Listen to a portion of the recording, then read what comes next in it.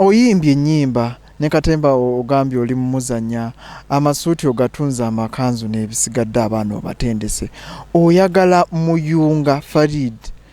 bw'aliba kaŋŋambe ne bw'anaabanga tannafa kale katugambe emirimu gino agiwummudde maybe emyaka tegikyamusobozesa kukola kikusigala nga yeetala tunga kino tunga kiri takyasobola kuba akaalo nti ate kuyimba takyasobola kudda mu kamera nti zanya Katemba n'ebiringa ebyo. Oyagala Muyunga bamujjukire ng'omuntu atya mu sekita zonna waali? Ekisooka mpulira nje nsaba Katonda nnyambe neeyise bulungi. Omuntu bw'alituuka okwogera ku Muyunga nga tanjogerako kibi. Mwogera ku Muyunga nti siina kye mwogerako omusajja oyo. Kati nkimanyi busobola okukyanga amaaso gatagadde nga sikyalaba wuzi. Engoye zijja kutuuka be nazikolera bakaddiwe nazo bazikaddiye nga oli akyasolaga nti olwo ye yalutunga. N'ebirala byonna bisobola okugenda bwe bityo nga omanyi bwe bigenda, naye mpulira njagala nkaddiwe nga ndi muntu aweebwa ekitiibwa. Suubira nnyo okukola kintu kinjeegula. Newankubadde mu Katemba gwegambye nti nze siri muzannyi wa bintu biri serious. Njagala nnyo comedy, bantu osekemwe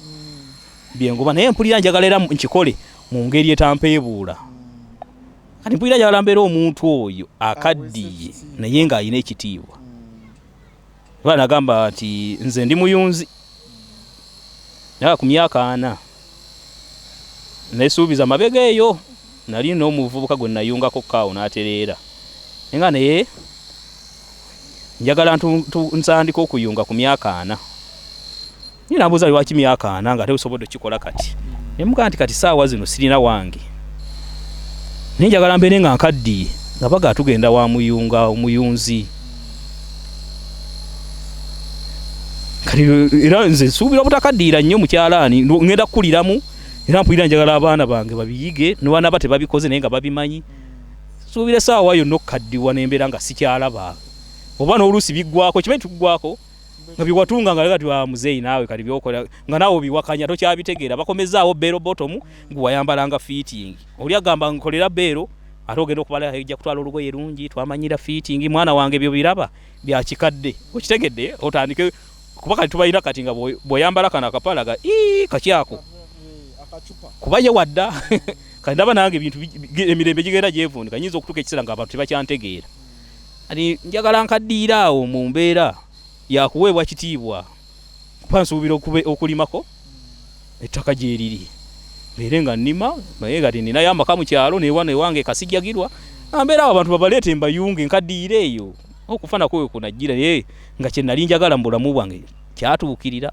sigenda kufa. Oyina management? Engeri gye saagala kunfuga management egenda kumbeerera nzibu. Toligifuna? Ndaba waliwo abakikoze nga tebagirina.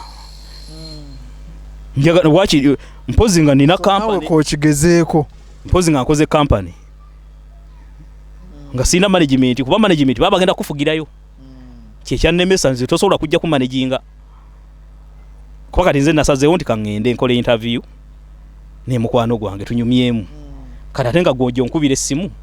nga wano nga toliiwo. Sibyagala ebyo njagala nga ndi independent. Interview yennyini yalina ogikusalirawo oba ogikola oba togikola. Kati olulwo nanga nfaaki. Gw'oyinza okuba ogyagala naye olw'okuba ye strategies zaalina okusinziira ku business nga bwetambula nga togikola. Tonnatuuka gikola. Saagala kunfuga. Nze era obulamu bwange saagala nnyo muntu kunfuga. Tulaba n'ebibiina ebirala bye tubeerabeeramu simanyi fans club biki.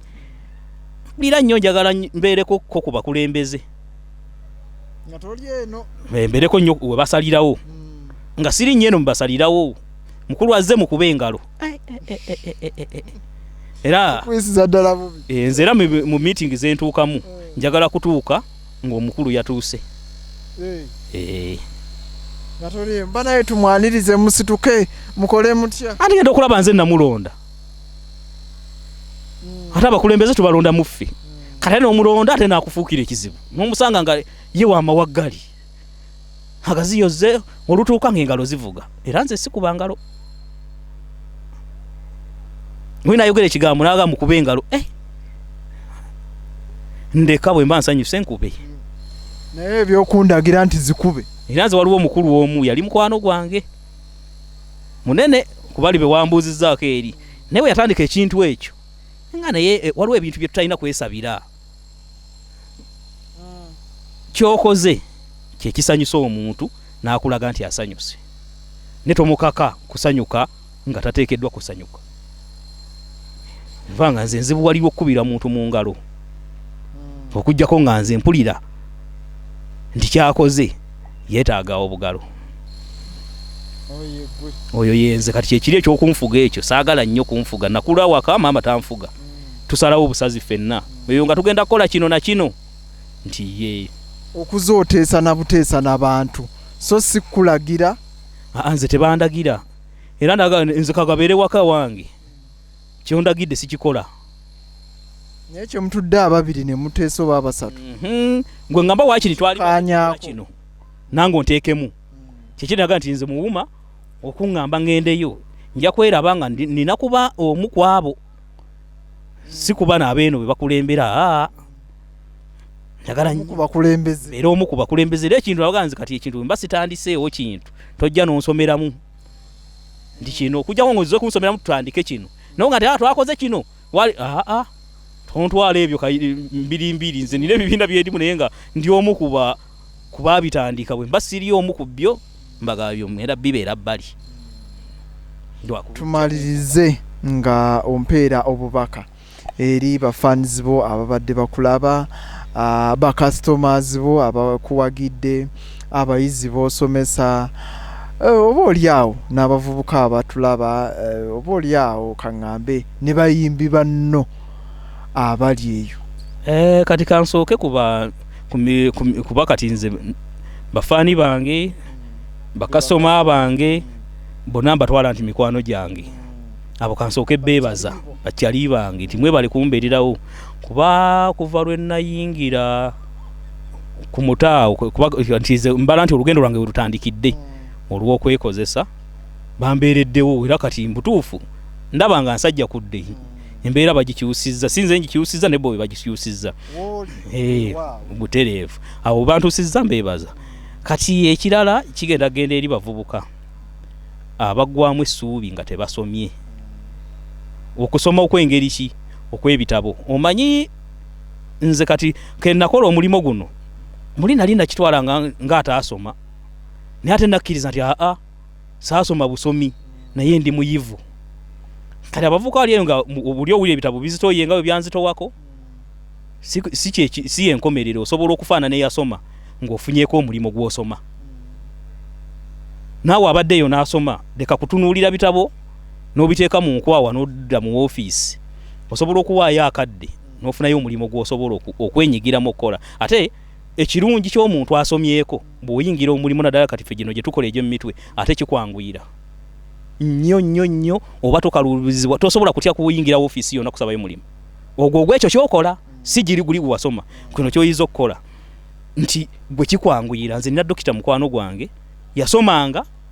nga bwe muyigiriza yasoma nze nkola bino naye kati yayina ne kampani ekola y'abatunzi nze gye sinnakola kitegeeza nti ye opportunity zaaliwo asobola okulaba ono n'alaba oli woofiisi tazitya nga ffe bwe tuzitya abavubuka musome ne bw'oba omaze okusoma omulimo ne gubula genda ku sayidi endala toddukira mu bodaboda mangu abaana baagala nnyo emirimu gy'amangu nfunayo 10,000 bw'omugaa nti waaye kuyiga ekyalani mwaka naye ojja kuba bakuliisa ojja kuba tofuna seddagali mwana ekyo tekisoboka oyo nno nga abaakuyambye akoze nti afunyeyo akalimo naye nga kamuwa ssente ez'amangu omulala mu kwagala ssente ez'amangu agenze mu zzaala betinga ebyo n'ebirala kakati kyekyo era kibaga bannange tubeere n'emirimu gye tumanya byebyo ne bibajjako era nze abantu bagamba Masaka sinalabawo mulalu abantu bemulaba ku street balamu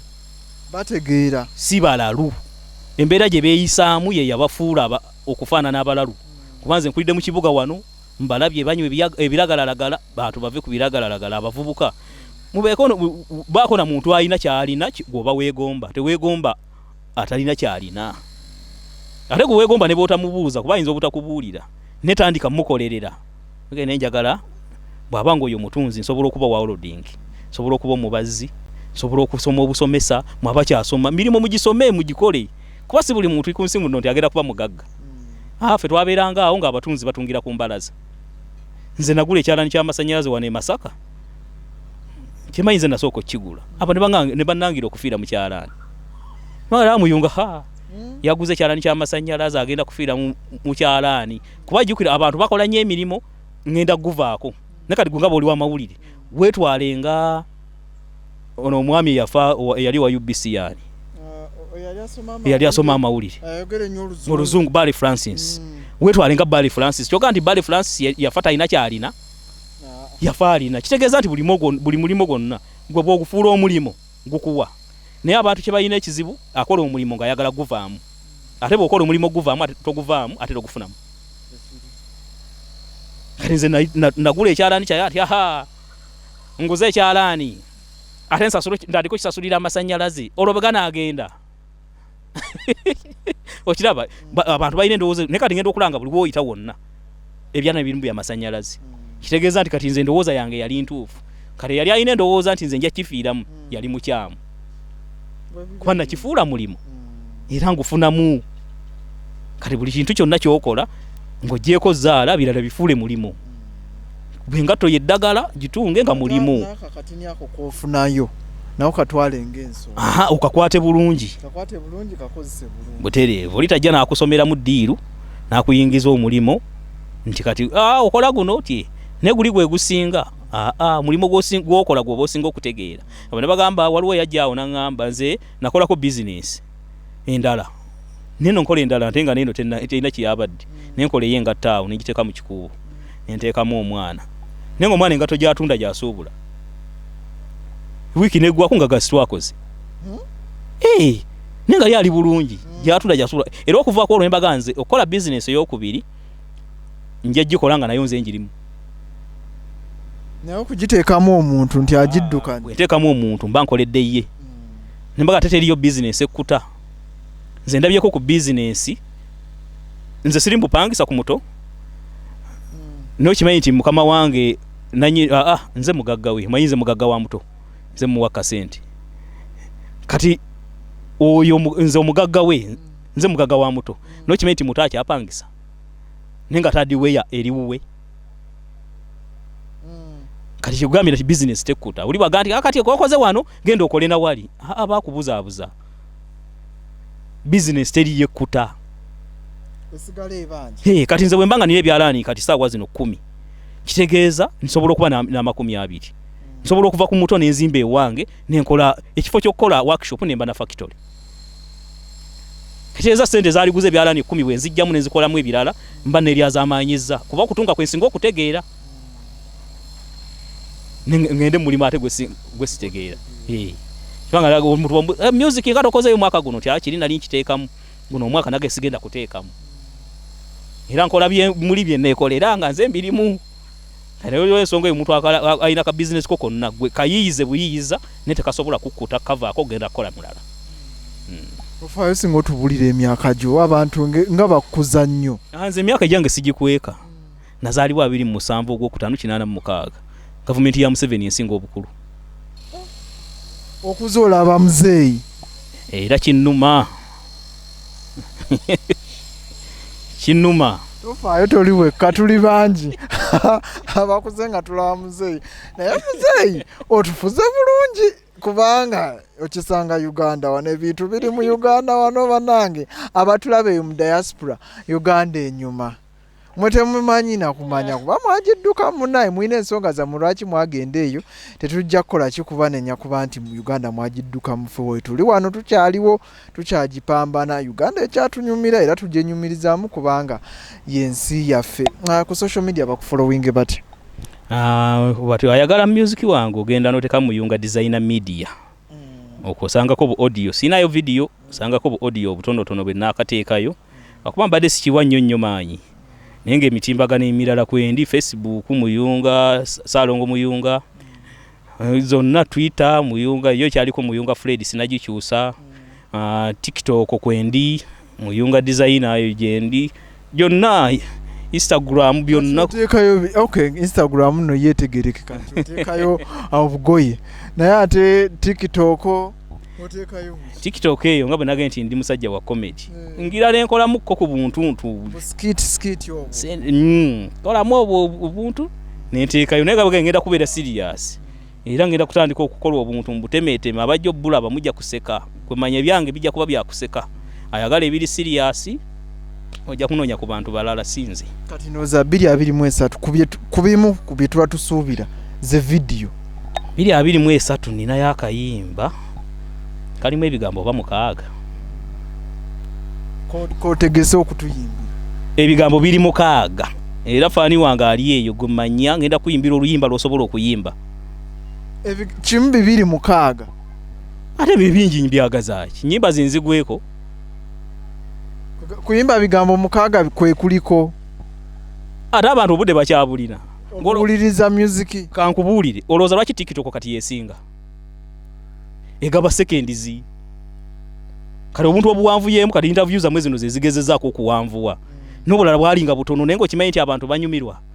asikulolinga buli kadde teekako nyumyayo akantu kajjoko katono nnyo omuntu aseka aveewo ekyo kiveeko kale abantu baagala bintu byajjako stress kuba oluyimba nga lwa siriimu wekuume buno obulamu bumpi nantabuulirirwa saabala gwa bbumba gamba oyo naŋŋambye ku siriimu neekuume okimanyi nti akawala kali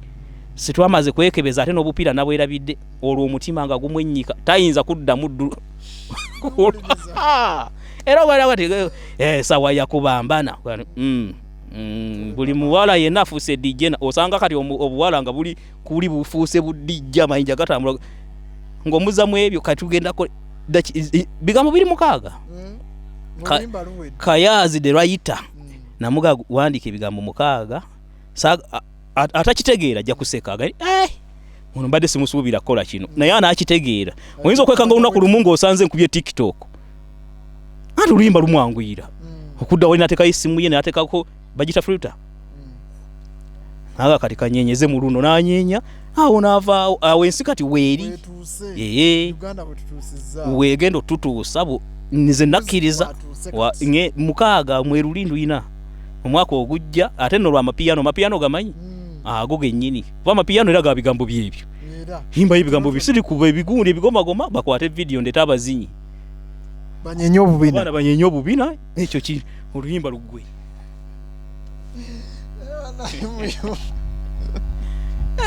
kale omusajja yayogera yali sale oyo nga nze ndi mu buteeri ndajjukira ali tuwangule nange nfuukeko minisita nze ndifa nga sifuuseeko minisita okimanyi nti yamala n'afuuka minisita kale nange njagala nkubekokko era ali hayo yaani tya Muyunga tya mbamba mazi musajja abakubye hiiti nyimba babbanzi olusuku lwa semiti n'alukyusakyusaawo n'akikuba myezi gye 3 naggwako naye kati teri atamumanyi ate nga n'akasente akafunye oli eno obadde ng'oyimba ebintu by'amakulu myaka nga mukaaga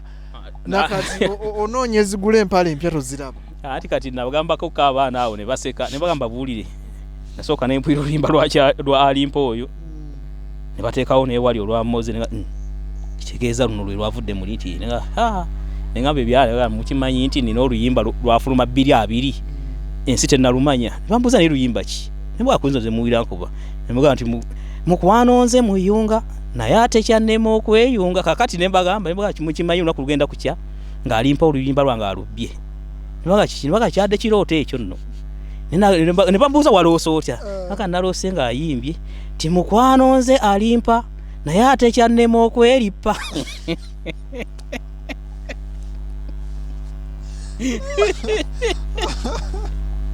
era naye gundi gwe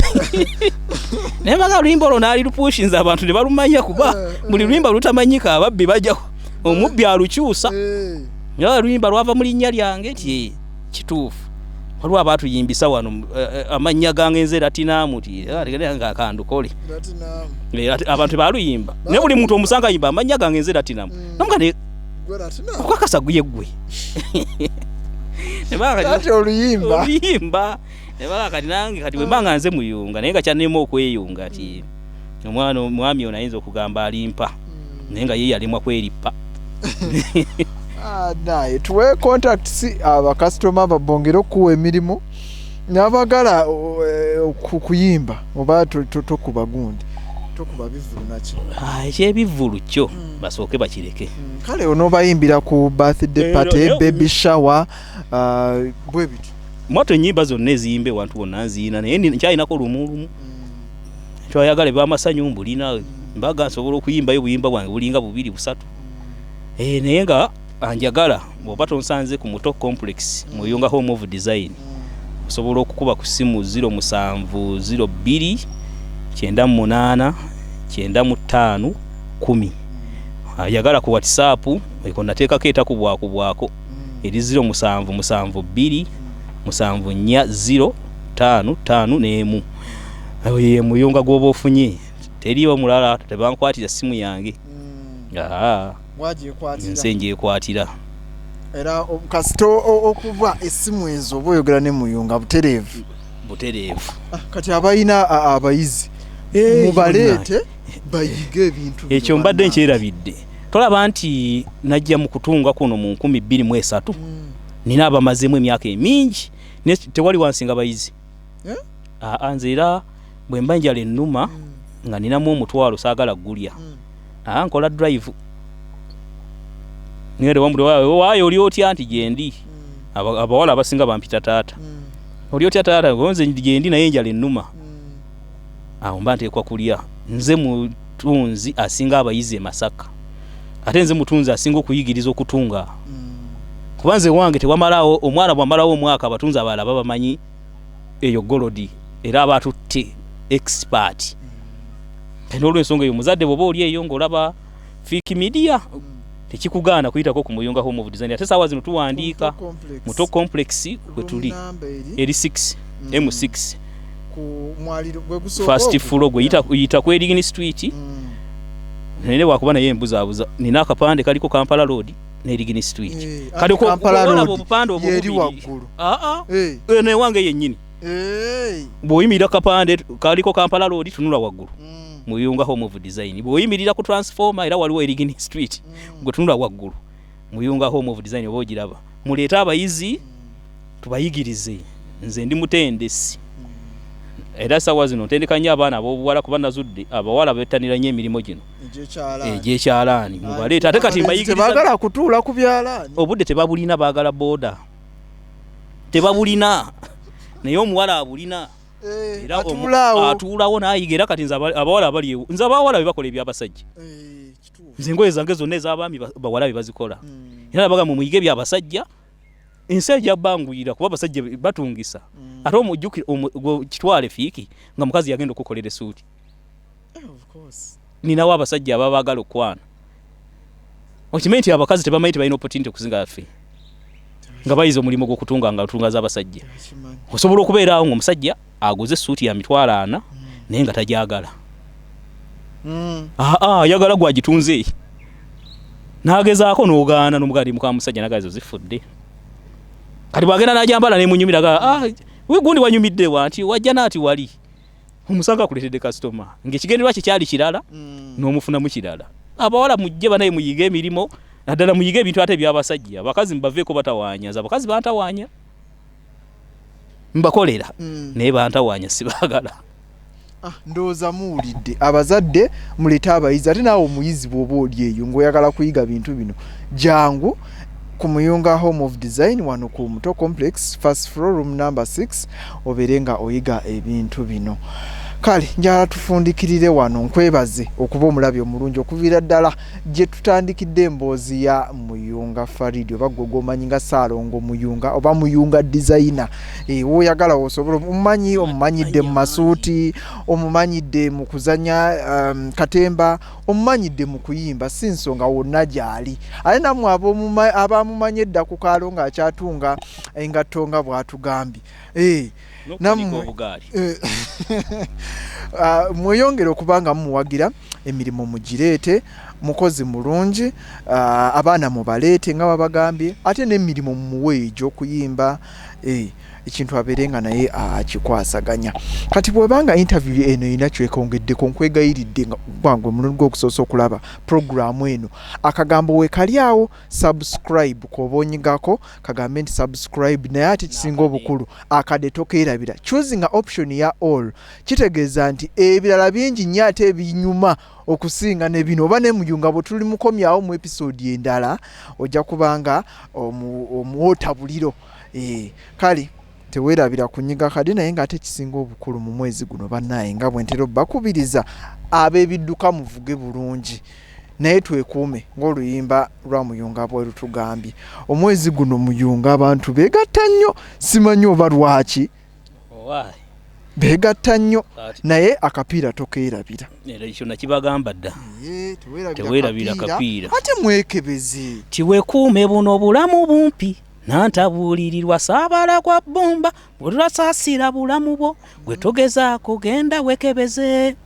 wekuume buno bulamu bumpi nantabuulirirwa saabala gwa bbumba gwe tosaasira bulamu bwo gwe tokivaako genda wekebeze wulira kano ono yali musawo omukwano ne gulinnya ogwamutemba n'alumba nalo nga n'omusaayi tebeekebeza n'obupiira ne babwerabira amaddu amangi gassa genda wekebeza onyumirwe